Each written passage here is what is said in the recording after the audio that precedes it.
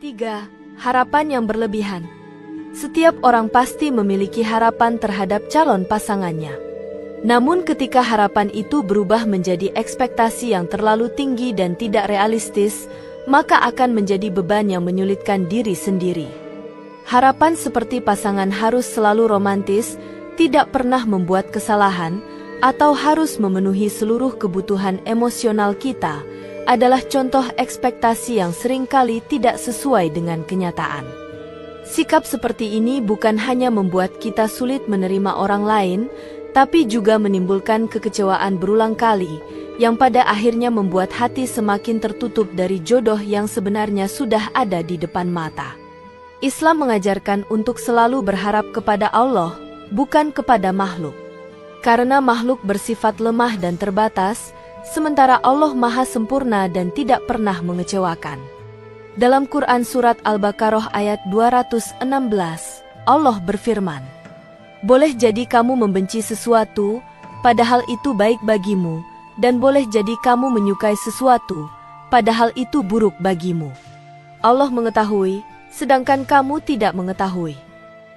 Ayat ini menegaskan bahwa penilaian manusia sering keliru karena hanya melihat permukaan, sedangkan Allah melihat hakikat yang sesungguhnya.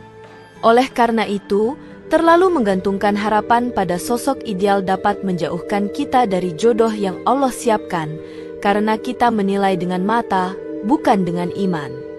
Harapan yang berlebihan juga bisa membuat kita menuntut hal-hal yang belum tentu kita sendiri bisa berikan. Misalnya, seseorang ingin pasangannya soleh atau solehah, sabar, pengertian, dan penyayang. Tapi dirinya sendiri belum memperbaiki sholat, mudah emosi, dan masih cuek terhadap orang lain. Ini adalah bentuk ketidakseimbangan dalam harapan.